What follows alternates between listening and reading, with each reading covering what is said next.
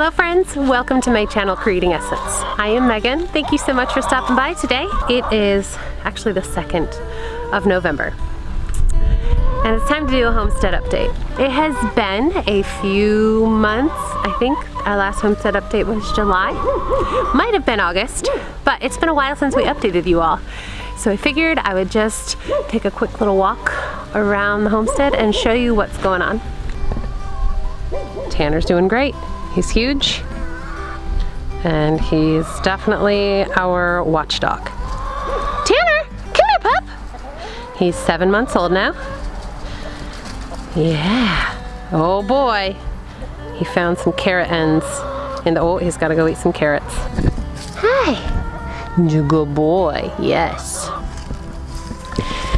So as he grows, we are more and more convinced that the mystery father found his yellow lab mix mother was something like a Great Pyrenees, because the boy is huge. He's huge and he's fluffy. Yes. And due to my health issues after Giovanna was born, he hasn't been to the vet to get fixed yet, but soon. And he likes his vegetables, including carrot ends. Hey girls! So a few people have noticed in our vlogs that we have a mobile fence now. We realized that the chickens just seemed to want more grass than they had in the chicken tractor. So we got one of these Premier One poultry netting fences. These can be electrified. They are less expensive than the classic white fence you see for a lot of livestock. But it works really well for the chickens. We move them about once every 5 to 7 days whenever their area has pretty much been scratched up, or when the inside from their roosting is starting to pile up. So it is now starting, and tonight when they come into roost, we'll close the door, and in the morning before we let them out, we will move them to new space. The girls are starting to molt, so they're looking pretty miserable. We are supplementing their feed with black oil sunflower seeds, which are great healthy fats and help them start to regrow their feathers better. Our 4 free rangers go in here every night and get locked up to protect them. And, ooh, I see an egg in the nesting box. It's a pretty speckled one. The fence, the mobile fence that we have now kind of changes things up for how we're going to do the winter situation, and we're not quite sure if we're going to expand the hoop house there, or, you know, since we have free rangers now, they are free rangers because of some cannibalism going on. We don't know if it would be safe to put them all together for the winter, but we'll see. The apiary is pretty quiet on the warmer days. We do get activity coming in and out of the doors on both hives, and if I go over and kind of knock on the side of the hives, I do hear some buzzing around. So everybody's just kind of hunkered down really well for the winter. If you watch my garden videos or my vlogs, you know it's been unseasonably cold. We actually don't usually get our first frost here in Central Virginia, zone kind of on the line of 7A and 7B, until about the 15th of November.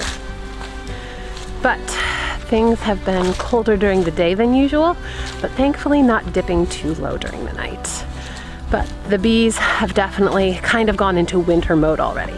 And here is the garden. Yep, it's kind of just flowers. Once Giovanna was born and I had all those unexpected postpartum health issues, kind of just went by the wayside. I had the kids come out and do a little weeding for me from time to time, but for the most part, just the flowers like the marigolds and the zinnia that were planted in May are still thriving. This is a Tahitian melon vine that I planted actually while I was in labor in August for the fall garden. And as you can see, we did indeed get a frost last night. I'm so bummed because we had a nice melon growing here. Pretty sure this weather has been enough to kill it, but we'll see. If it doesn't survive, at least we'll have some chicken feed. Now this over here is the one part of the garden that is still growing for me, which is pretty impressive considering it's the part that's the most shaded. We have a bunch of peppers. They don't seem to have frost damage. I'm wondering if they were protected enough by the elderberries and the peach tree here last night from the winds that we got that cooled everything down. And that may be why the pepper plants seem okay, because peppers don't like frost. And we have our kale and chard that's doing really well coming back. Still have some cabbage loopers out here, but I realized most of these holes are from the chickens coming out and pecking the cabbage loopers off when they see them. Those 4 free rangers spend a lot of time in the garden, and they don't eat up the plants. They just do a lot of scratching and digging, as you can see, and they kind of hang out by this kale and chard and eat the bugs off. I'll take it. The orchard bed is pretty much to bed for fall. Most of the leaves have come off the peach tree. The elderberries are losing all their leaves as well, and our herbs that grow underneath in here have mostly gone to bed for the winter. There's a little bit of garlic chives over there. I need to do a little bit of weeding, get stuff like this pulled out, and probably do one last mowing to mulch things and get them to bed for the winter. The blueberries are once again a really sad sight.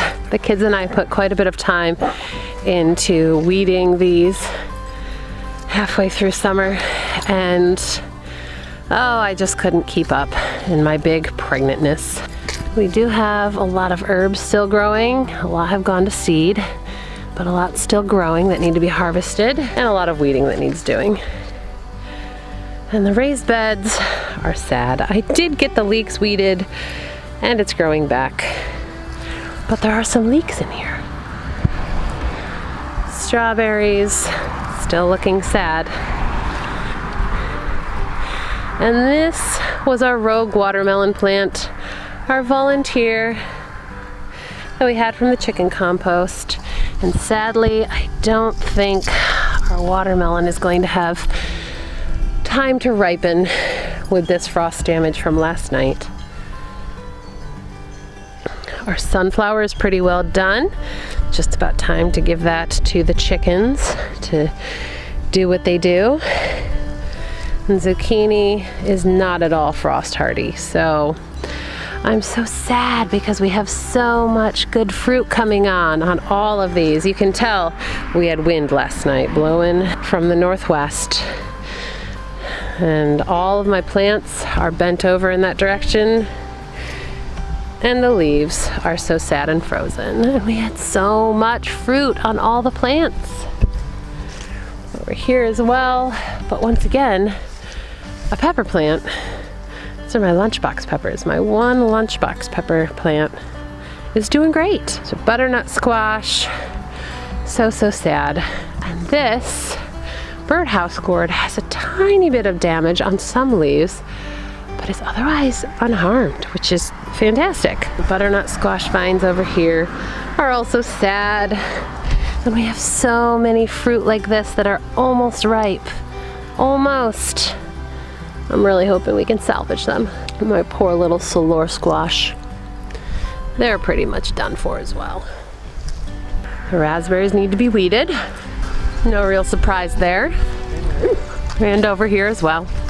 And Bee Island also needs to be weeded. We have some bee balm that did amazing this year, and the citronella is creeping out from in there. That's doing well. And this was a teeny tiny lemongrass seedling that we got from the nursery. And it is looking amazing. I really need to get out here and harvest it because there is so much in there. To harvest it and get it covered so that it will survive the winter. And that is it.